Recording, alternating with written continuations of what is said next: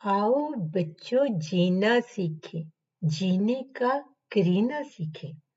कहानी दादी जान के कमरे का खजाना।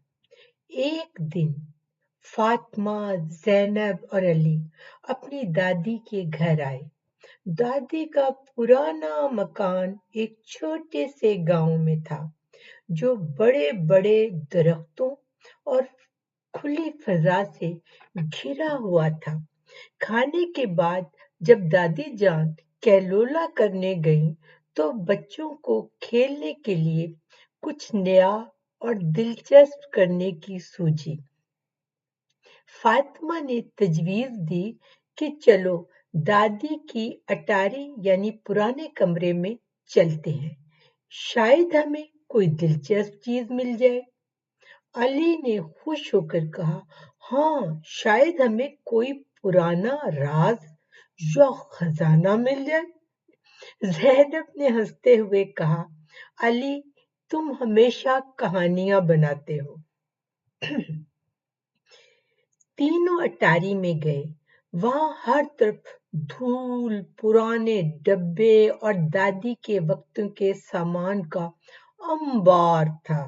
अचानक अली की नजर एक लकड़ी के संदूक पर पड़ी, जिसका ढक्कन बहुत मजबूती से बंद था।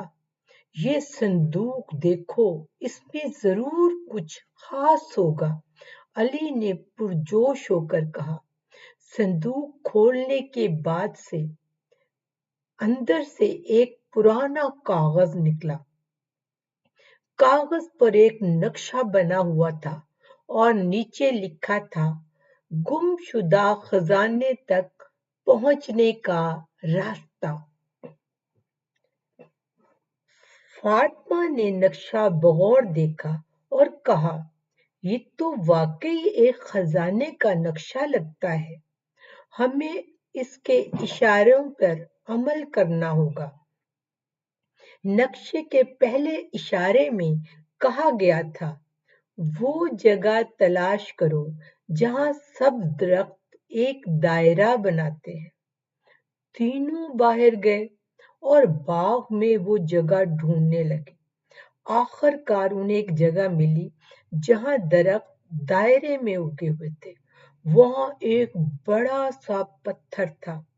पत्थर के नीचे उन्हें एक और कागज मिला, जिस पर लिखा था, पानी के करीब जाओ जहां सूरज की किरणें झिलमिलाती हैं। ज़ैनब ने कहा, ये तो तालाब की तरफ इशारा हो सकता है। तालाब के करीब पहुंचकर उन्होंने एक पुराने बर्तन को पानी में डूबा हुआ पाया। बर्तन के अंदर एक छोटी सी कुंजी और एक हदायत दर्ज थी। कुंजी लेकर अटारी वापस जाओ और वो अलमारी खोलो जो बंद है। बच्चों ने जल्दी से अटारी वापस जाकर बंद अलमारी को खोला। अंदर एक छोटा और एक बड़ा सा डब्बा था। छोटे डब्बे में चमकते सिक्के और बड़े डब्बे में पुरानी किताबें और एक खत था। खत में लिखा था, ये खजाना हमारे खानदान की यादगार है, इसे संभाल कर रखना और इन कहानियों को हमेशा याद रखना जो इन सिक्कों और किताबों के साथ जुड़ी हुई हैं। ये पुराने सिक्के कोई यादगारी दिखाई देते थे और किताबें सचमुच कीमती और कदीम नजर आ रही थी, जो इल्म और मालूमात से भरी हुई थी। फातिमा, ज़ैनब और अली को मालूम हुआ कि ये खजाना अनमोल यादों और खानदान की तारीख का हिस्सा है।